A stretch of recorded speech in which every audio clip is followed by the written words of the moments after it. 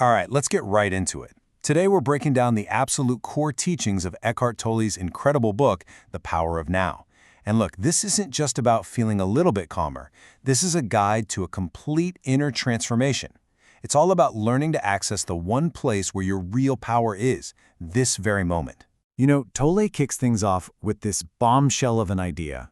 He points out a problem that is so widespread, so normal, that most of us don't even see it as a problem. I'm talking about that constant chatter in your head, right? That non-stop stream of thoughts. He argues it's not just some quirky human thing. It's a genuine affliction that's cutting us off from real peace. So, what is this problem really? Well, Tolle frames it as something pretty intense, a hostage situation happening inside your own mind. The idea is that most of our pain and suffering doesn't come from what's happening in our lives, but from that unchecked, relentless voice in our heads. And get this voice isn't just random noise. Tolle calls it a tormentor. Think about it. It's that inner critic that's always commenting, comparing, complaining, and judging everything. It drags up old mistakes from the past and spins out all these anxious stories about the future. And honestly, it's just exhausting. It completely drains us. So what is this tormentor? Tolle gives it a name, the ego. But here's the most important thing you need to grasp. This is not the real you. It's a fake self, a kind of phantom that's built entirely out of your identification with your thoughts. And the only way it can survive is by feeding on time. It uses the past to give you an identity and the future to promise you fulfillment that never seems to arrive. This really lays out the two different ways we can live. On the one hand, you've got the world of thinking, which is the ego's playground. It makes you feel separate from everyone and everything, and it's totally addicted to the past and future. That's where all the conflict comes from. But on the other side, you have your true nature, which he calls being. It's a feeling of connection, of wholeness, and you can only find it right here in the now. Okay, so if we're trapped by this egoic mind, how on earth do we get out? The whole book offers one simple but incredibly profound escape key: learning to access the power of the present moment. I love this question. It's like a pattern interrupt for your brain. It's designed to totally short-circuit that problem-making mind.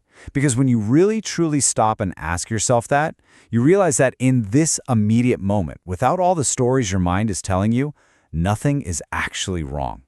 The problems always seem to live in the past or the future. So, what is the now? It's not just a tick on the clock. Tolle says it's this timeless space where your entire life unfolds. I mean, think about it.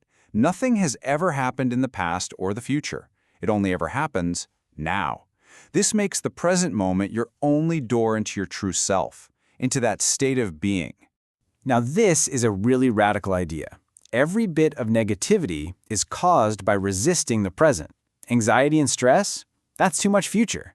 Guilt, resentment, regret? That's way too much past. All that negativity needs what he calls psychological time to survive. It literally cannot exist in the pure presence of the now. But okay, even when we try to be present, there's this really powerful force that just yanks us back into old patterns. Tolle calls this hidden saboteur the pain body. The easiest way to think of the pain body is like this. It's a collection of all the emotional pain from your past that you never fully dealt with. It's like this invisible entity, a negative energy field that lives inside you. It can be dormant for a while, but then something triggers it, and it wakes up, hungry to feed on more pain. So how do you know when it's awake? Well, you'll feel it.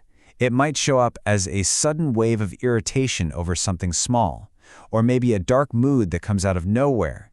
It can be a desire to start a fight, a flash of anger, or even a deep need for drama in your relationships. Just recognizing these signs is the first crucial step to breaking free. All right, so this brings us to the really good stuff, the practical part. Knowing all the theory is great, but how do we actually do this? Thankfully, Tolle gives us some really simple, concrete practices to start taking our power back from the mind. Okay, practice number 1, and this is the big one. Become the watcher of your mind. Just start listening to that voice in your head like you're listening to someone else talk. No judging, no condemning, just listen. And pretty soon, you'll have a huge realization. There's the voice, and then there's you who is hearing the voice. That you who is watching, that's your real self. That's presence. And something amazing happens when you just watch your thoughts. They start to lose their power over you. And in the space between your thoughts, you'll start to experience these little gaps of silence, what Tolle calls no mind. Now, this isn't about being in a trance, it's a state of being super alert, but without the mental noise. And in those gaps, that's where you get a taste of your natural state of peace. Besides watching your thoughts, there are other direct ways to get into the now. You can pull your attention away from thinking about the past and future. You can put your focus on your breath, just feeling the air move in and out. You can also feel the aliveness in your body, like the energy in your hands. Or just fully use your senses. Look at something without labeling it, or listen to the sounds around you. And maybe the most powerful of all, just say yes to this moment, exactly as it is. So what about that sneaky pain body?